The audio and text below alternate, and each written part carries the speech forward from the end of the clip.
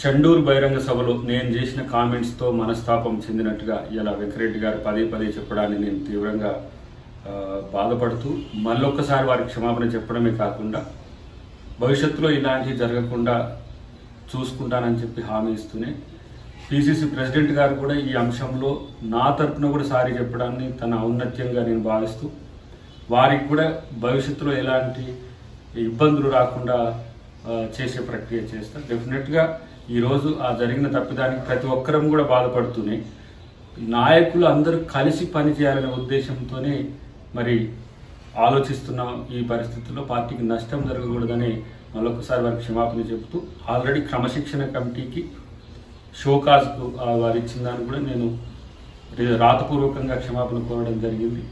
బహిరంగ కూడా ప్రెస్లో చెప్పడం జరిగింది. కాబట్టి దీన్ని అన్యదా భావించకుండా సోదరభావంతో వెంకరెడ్డి గారు పార్టీతో కలిసి పనిచేయడానికి ముందుకు రావాలని చెప్పి భవిష్యత్తులో వారు ఎలాంటి ఇబ్బందులు ఎదుర్కోకుండా పార్టీ చూసుకుంటుందని చెప్పి హామీ ఇస్తూ సోదరునిగా అందరినీ కూడా కలుపుకుపోయే విధంగా మీరు పెద్ద మనసుతో ఉండాలని చెప్పి వెంకరెడ్డి గారికి నేను విజ్ఞప్తి చేస్తాను. హాయ్ ఫ్రెండ్స్, మా టుడే టుమారో యూట్యూబ్ ఛానల్ చూస్తున్నందుకు చాలా థ్యాంక్స్. మరిన్ని లేటెస్ట్ వీడియోస్ కోసం వెంటనే సబ్స్క్రైబ్ చేయండి. అలాగే ఈ బెల్ ని కూడా రింగ్ చేసేయండి. మా నోటిఫికేషన్స్ అన్ని మీ మొబైల్లో వస్తాయి. అలాగే మా వీడియోస్ మీకు నచ్చితే లైక్ చేయండి, షేర్ చేయండి, నచ్చకపోతే కామెంట్ చేయండి.